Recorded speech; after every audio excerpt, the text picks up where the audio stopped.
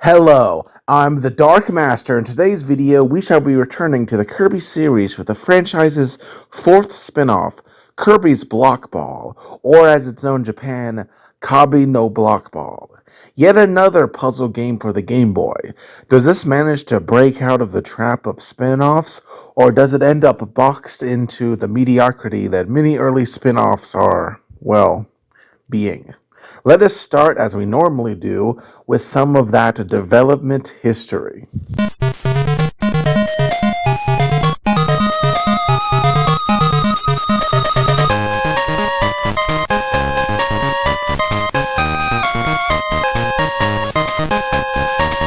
Alright, so this game, Kirby Block Ball, was actually not initially developed mostly by HAL Laboratory. Instead, the development was primarily done by two other developers. Tosei Software, which is a rather fascinating quote-unquote ghost developer that has, according to some sources, worked on over hundreds of games uncredited. The exact number is hard to quantify, as the exact number is, somewhat hard to confirm, but some of the ones that have been credited them includes Scarlet Nexus and The Legend of Starfy, a rather Kirby-like franchise that I may review in the future.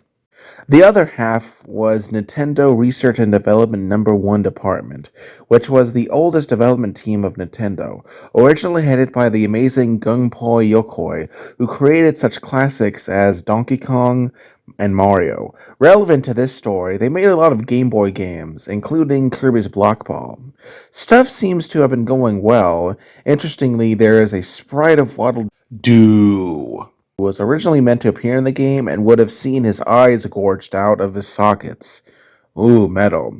However, around halfway through it, HAL decided that the game was no longer really feeling much like a Kirby game, and so spent around 6 months ultimately revising the game's mechanics. This was mainly to alter the gameplay in order to implement more unrestrictive and creative touches to the movement. But I'll return to that when I get to the gameplay later on.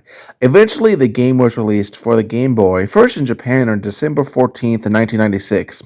It would then be released in North America in May 13th, 1996, and finally in the European Union on August 29th, 1996. It would go on to sell reasonably well. The total number is a bit hard to find, but at least in Japan it sold over 64,000 copies. It wasn't a financial failure, but according to most sources I've read, it wasn't an outstanding success either. Now that we've covered the development of the game, let us go to the game's plot. And yes, the spin-off does indeed have a plot, even if it's somewhat meager.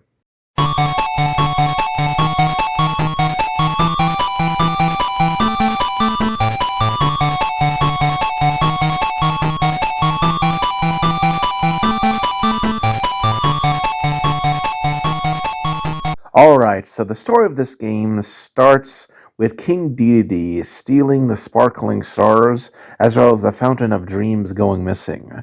He gives these sparkling stars to his many henchmen, and they all hide in the realm of Blockward, which is an island archipelago that floats in the sky. The large central landmass is called the One-Up Isles and sees a castle the king is hiding within.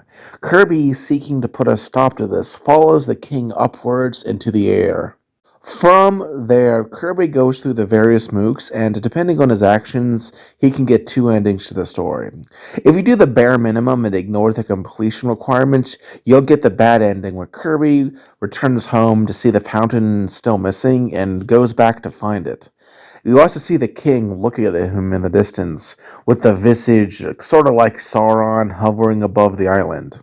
So yeah, it's pretty clear that that's not the real ending. If you do the completion requirements and basically be a decent human being, which I'll discuss later in this video, you actually fight DDD, and a bridge forms, allowing Kirby to enter into the central island and thus actually confront him. There, Kirby faces his rival, and after beating him, the king's castle is destroyed by the now freed sparkling stars, which reveal that the dream fountain had been made into its foundation. And with the king defeated and the fountain flowing free, Kirby is happy and dances. Overall, it's nothing groundbreaking, but it's a neat little plot, especially for a Game Boy spinoff. My expectations are so low, the fact that it even has something is somewhat impressive. But anyway, what about the gameplay? Arguably the most important part of any game. How is that handled?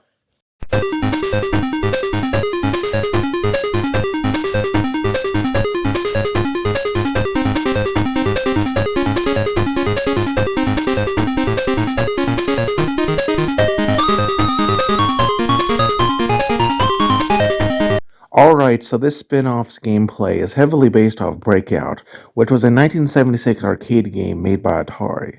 Indeed, if I wanted to, I could just say it's a clone of that game, but I believe when reviewing any game, you should go more in depth. Plus, this game does add some Kirby flares to the gameplay that make it more than just a simple clone.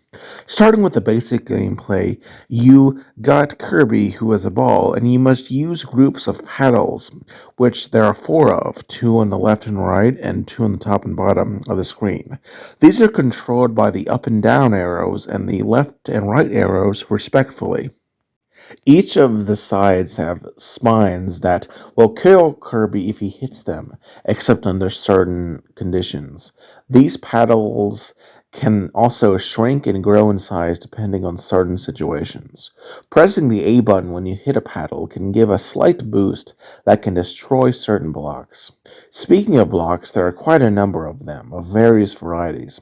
You got your basic white block that is destroyed by being hit by anything and gives 100 points, gray blocks that transform into a white block if hit normally, but is destroyed immediately with a copy ability that gives 200 points. There is this sort of splitting block that must be hit 4 times to be destroyed, giving a total of 750 points when all the hits are done. The score block, which can be invisibly hidden in certain stages, are able to be hit 7 times for a massive score of a combined 6,350 points. The power block can only be destroyed by a slight power boost that I mentioned earlier by using the A button, and it gives 500 points. The star block is an optional block that can be collected in certain stages. If you do so, they appear and can help cover up spikes in the boss, which makes it easier, and it gives no points though.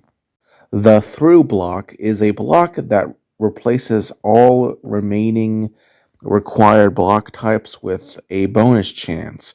Kirby can pass through these, and if you manage to collect all of them, you'll get 500 points for each block collected, regardless of size. If you don't, then you just get the standard points you get for each of the sizes, which is 160 for each large one, 80 points for each wide one, and 40 points for each small one. The ability blocks can only be destroyed with a copy ability and give 300 points. If it's a small variant, or 500 points if it's the wider variant. The indestructible blocks is unable to be destroyed without the crash item. Yes, that's an item, not ability. We'll get to that in a little bit. The pinball block is not really a block, it's a bumper that can't be destroyed and gives 20 points per hit. As mentioned earlier, there are indeed copy abilities, 4 of them. Burning, which sees Kirby turn into a fireball and flies straight upwards until hitting an obstacle, like a bumper or an invincible block. Needle has Kirby halt and grow spikes. When used near one of the paddles, Kirby will be able to reset, and potentially saving him from certain instances. Spark has Kirby release a sort of protective aura of sparks around his body, which travel through blocks, allowing him to destroy them along the way without getting impeded. With Stone, Kirby will, like a rock, fall straight down, destroying everything beneath him until he hits a paddle or a similarly indestructible object. These copy abilities will score double points on blocks, enemies, and bosses, as well as doing double damage to bosses. They are lost though if you hit the spikes on the sides of the screen though, so be careful. Honestly, while they are rather limited, it is still impressive that they managed to fit these into a Game Boy game that was based around Breakout. And honestly, there's really not a lot you can do with the format, especially on such limited hardware. So for what it's worth, I thought they all did a fine job. Each of the four abilities stood out, and they're all relatively useful. The game is divided into 10 stages, one for each of the islands. They don't have names and are divided into several rounds except for the final stage, which is basically a glorified arena for the final boss. In addition to this base game, there are several sub-games accessible via warp stars in certain rounds to earn bonus points. First, you got air hockey, where you as Kirby try to score a ball into a goal that's defended by a UFO enemy, which is a cameo appearance. It doesn't appear in the main game. There are 3 matches, and you will be rewarded with up to 3 lives. Interestingly, this is one of the few times in the franchise that Kirby is not the ball in a minigame. Rather, he is trying to hit one into it. It's honestly rather easy. Starcatcher sees Kirby jump into a strange central machine that starts shooting out stars and bombs. Using the paddles, you have to capture the stars while avoiding the bombs to collect a total of 30 stars and earn up to 5 lives. A fair challenge, though it's again not very memorable. With Upcloud, you have to use the paddles to pump Kirby into a block, which nudges upwards slowly. It's honestly pretty mindless, all things considered, but it's not as bad as Up Down. So, Up Down takes place in some sort of slot machine where there are 4 lines of blocks containing portraits of the King, Warp Star, and Kirby, and you gotta match them up. Dedede gives 1 extra life, the Warp Star gives 2, and Kirby gives 3. It's honestly rather annoying and is just the worst of the sub-games. I never enjoy it. Then there are a handful of items. Most are somewhat interesting. First, you got some food items that show up when you beat an enemy. There's the apple, which gives 1,000 points, candy that gives 1,500 points, and a cake that gives 2,000 points. But be careful as they disappear after a while. Also, there's 1-ups, which are extra lives. They're not really something you want to lose because the more lives you get, the more bonus points you get at the end of a particular period. Crash is not an ability, but rather an item, strangely enough, that destroys invincible blocks once collected. Switch item is an item that activates the bonus chance. For the flip item, it changes white blocks into gray ones and vice versa. Replica item gives the player multiple Kirbys. The changer item alternates Kirby's copy abilities, sort of like a roulette, and that can be a little bit annoying, but it also can be potentially useful depending on the context. And of course, there's the Warp Star, which I discussed earlier, takes Kirby to a new area, potentially a bonus game. Overall, the game is a pretty solid gameplay loop, and it functions perfectly fine. I mean, sure, there's been occasional instances where there's like a glitch where it seems like Kirby should have bounced off the paddle but doesn't, but that's very rare, and it doesn't happen enough for me to genuinely criticize this game in a significant level. HAL Laboratory really did give this game a good feeling, and it's honestly a good thing that they looked over it before releasing it. But now, what about the presentation? How is that? Has it aged well, or is it basically garbage at this point? Well, let's start with the graphics.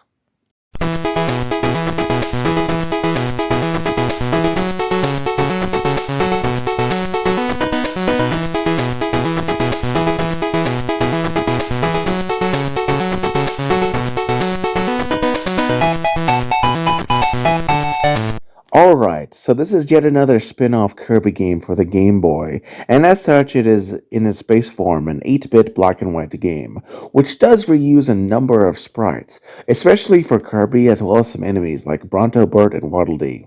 With that being said, there are actually some new sprite work seen in both returning foes such as Captain Stitch and Wispy Woods, as well as new foes like Giant Kaboo, and a certain other one that I will talk about when I get to the enemies.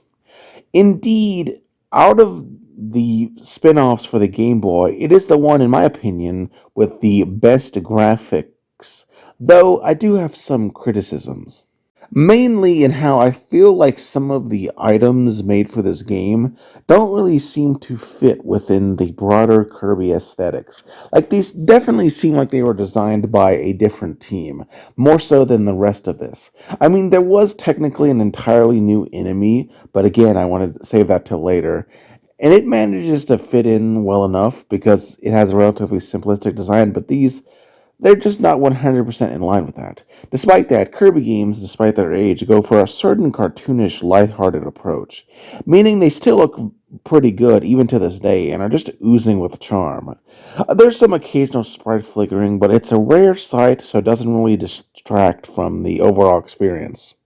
I mean, for Pete's sake, even though the levels do not have any names, they get their own little island designs, and man, they're just adorable. Now, however, let us go to the other half of presentation, the music. Has that aged as well as the graphics, or does tech limitations leave a little to be desired? Well, let's find out.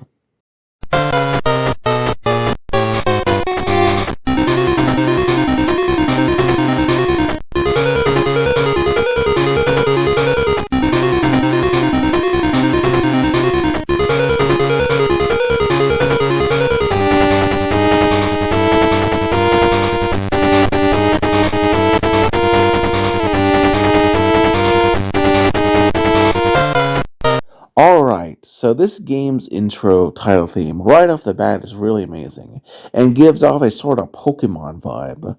The file select music manages to be amazing despite the odds and for how little you see it. The map screen theme gives off a sort of ice level feeling mixed with the energy of a rave party. The Stage 1 theme is a great opener and really gets you into what this game is going for. Stage 2's theme gives me sort of a tropical resort aesthetic in terms of tone. It definitely is very lighthearted. And Stage 3 has some even more banger music, and it's easily some of the best in the game in terms of this OST. For some reason, Stage 4 kind of reminds me of the Spooky Skeletons theme, as well as the background theme from that weird old 90s sitcom, you know. Stage 5 is a banger that really makes one feel nostalgic somehow, despite not even growing up with this game.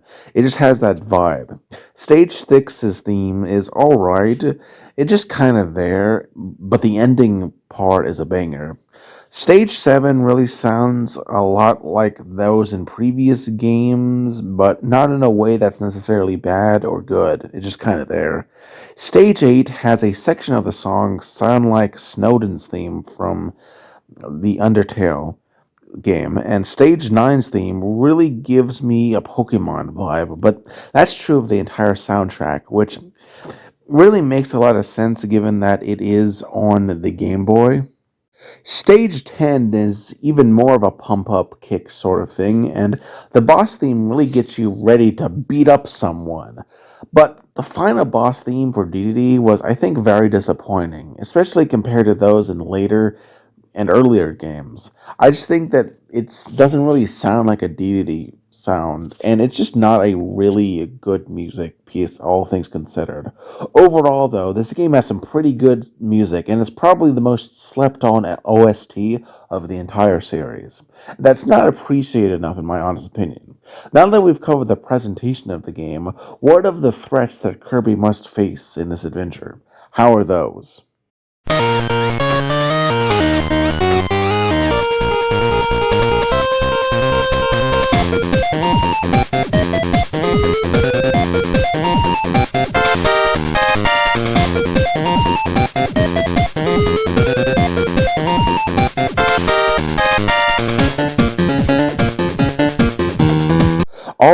So this game has three categories of enemies: common ones, mini bosses, and bosses.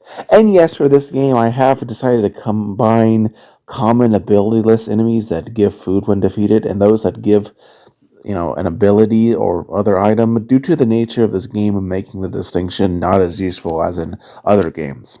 And we mostly got returning foes.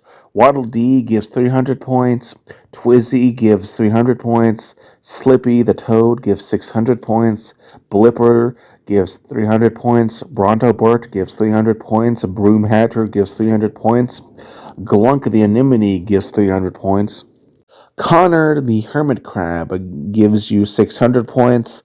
Hatched Chick gives 600 points. Kaboo in certain circumstances gives 0 points and is just summoned by one of the boss fights. And Gordo is similar, but strangely in this game alone, base Kirby can destroy this otherwise invincible enemy in the game series. Then we see several mini-bosses lower to the status of common enemies. Blocky takes 2 hits and gives 1200 points in total, as well as the block flip item. Captain Stitch takes 3 hits and gives 1800 points in total, alongside the crash item. There's also Bomber that gives 600 points and the crash item. We see Bueller who gives the block flip item and 300 points. Bouncy gives 600 points and the ability changer item. Bounder takes 3 hits to beat, gives a crash item and a total of 1800 points. Chili the Snowman gives 600 points and the block flip item. Chucky gives the replica item and is the only one to give you in that game the item, and Kuklier gives 300 points and the crash item. The propeller bomb gives the ability changer item and 600 points. Mummies gives the block flip and requires 3 hits to get a total of 1800 points. There's Scarfy that gives 600 points and the crash item.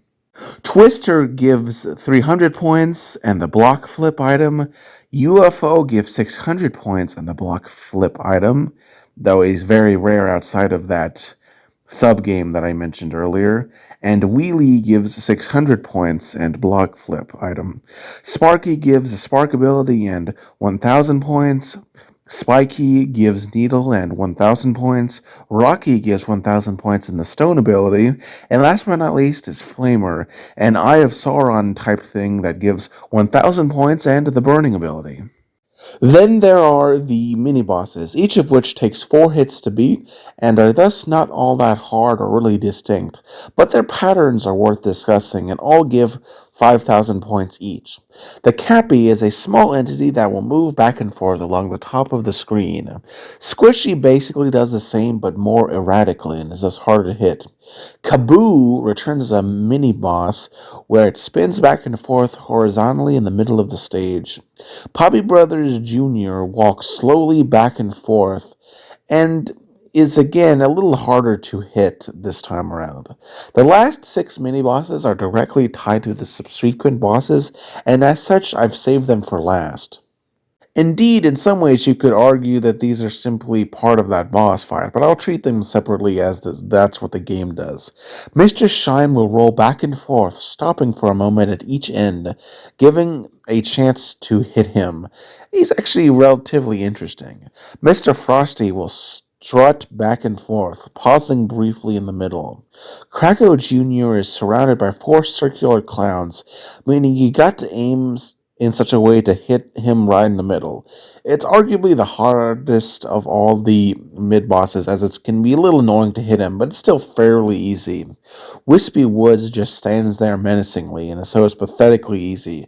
Kabula will fly around erratically, as well as shoot out cannons, while the last entity is also the only new character in the game, Brobo, which is this strange circular white guy who will reappear as the second to last boss. So I'll save my opinion on him more deeply until then, but his mini boss is probably the second best in the game. Now let's go to the bosses, which there's a little more depth though. Most have 12 HP. There are exceptions that I'll explain when we get to them. Stage 1 has Big Cappy, which has 2 phases. The first, with a cap on, he will jump to the left and right. And at half health, this cap will explode, and he'll walk into the middle of the screen and summon four smaller cappies around itself. He will then waddle around the stage, and you gotta break through the living shields to hit him. While a step up from the mid bosses, it's still a fairly easy first boss, and frankly, I'm shocked they didn't go for Wispy Woods. The big squishy will slink back and forth, occasionally grabbing Kirby and chucking him flying in a random direction. Can be a bit annoying, and it's a bit harder than the first boss, but it's still fairly easy, especially for Stage 2. Stage three's boss is Big Kaboo. In addition to having glowing eyes that pierce into your soul, it sits motionlessly in the middle of the arena and spits out smaller kaboos that will hit Kirby and shrink any paddles they hit. This is a new concept that makes up for an otherwise pretty simple fight, in all honesty. Stage four's boss is Puppy Bros Sr.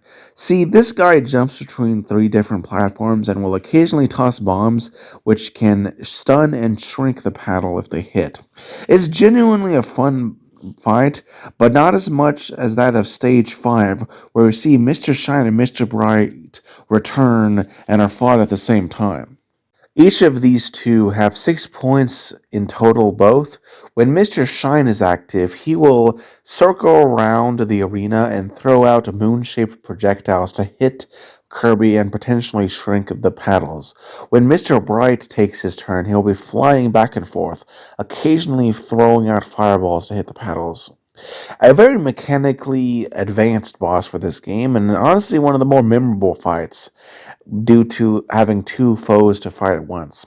Couldn't say the same for Stage 6 boss fight, Mr. Frosty, who mostly stands still, only occasionally curling up into a ball and rolling side to side, shrinking any paddles he hits, which is extremely easy to dodge.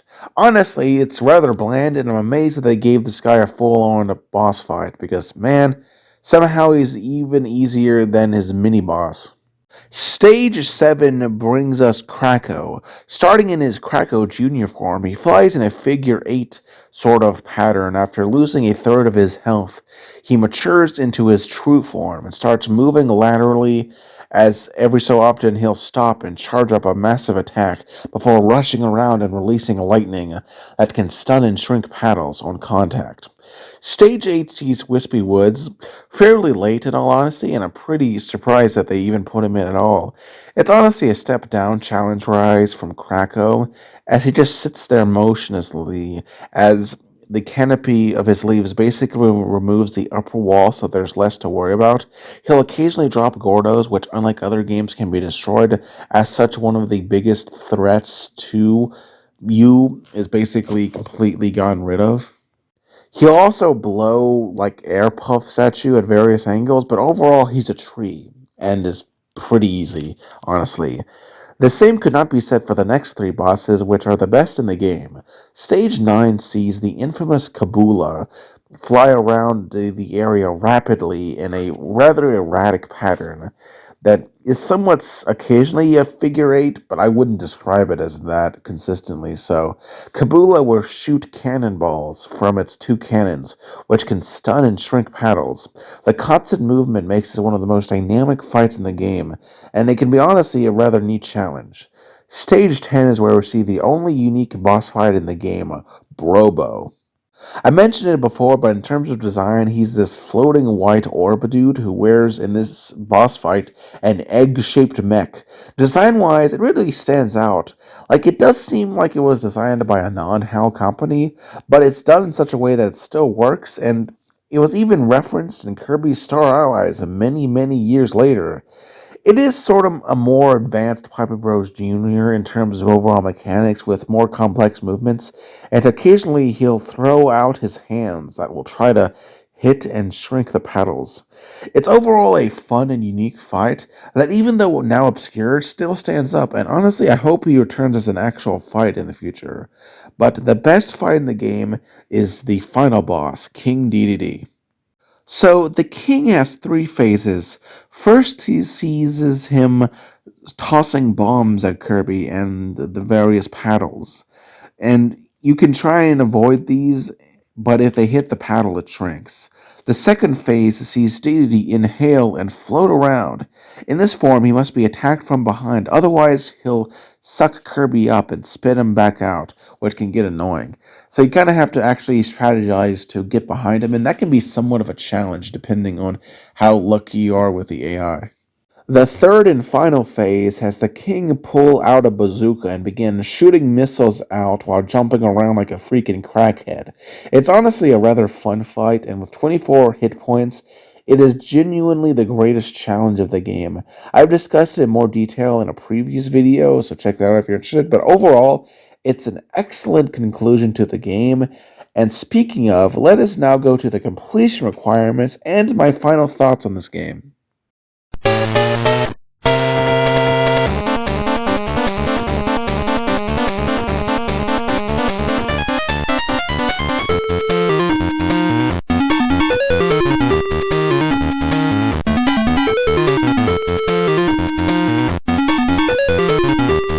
Alright, so in order to 100% complete this game, you have to beat the game and face Dedede.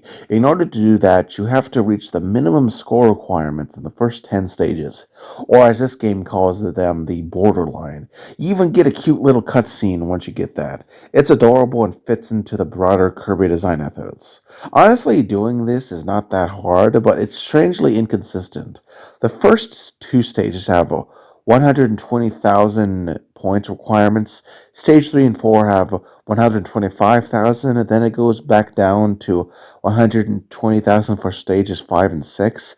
It goes up to 125,000 stage 7 and peaks at 138,000 in stage 8 before decreasing back to 120,000 for the last two stages. Honestly, outside of that rather strange spike in stage 8, it's all fairly easy to reach this, and I think doing so will allow you to fully enjoy the game and get a full experience, as I suggest that you just go out of your way to 100% complete it. Otherwise, it can be a pretty short game. As for the overall game, I think it's rather fun if short. Nothing groundbreaking except for the boss fights, which are not something you often see in your typical Breakout game. With that being said, though, if you dislike the Breakout gameplay style, you probably will not really enjoy this game to the maximum. So that is not a universal suggestion, as I do think that unfortunately a lot of Kirby spin-offs, especially in the early years, basically live or die based on if you enjoy the basic gameplay. It's still worth trying out, especially if you're a Kirby fan. And if you do, there are several ways to play this game. Of course, there's the original release for the Game Boy. You could also play it on the Super Game Boy, which was an adapter cartridge for the SNES made in 1994, which gives the game new colors and a special border to better fit within TV, screen sizes. The Nintendo GameCube also had an accessory called the Game Boy Player, which allows you to play all the Kirby games released on the Game Boy Color, and the Game Boy Advance, with the exception of Kirby's Tilt and Tumble, as for reasons I will get into that review, it doesn't quite work. By the way, the reason I haven't been consistently mentioning the Nintendo Game Boy Player is because it's very hard to find in my experience, and as such, it's hard for me to recommend that. But going forward, I will try to be more consistent with that. I'm sorry about that, guys. The most recent release is on the 3DS Virtual Console in 2011 in Japan and 2012 for everywhere else. Whatever platform you play it on, though, I think you're in for a treat. And overall, I think this is a solid, if short, spin-off. Anyway, I'm the Dark Master, and if you liked this video, liked it, but if you loved it, consider subscribing for my reviews, and have a wonderful day.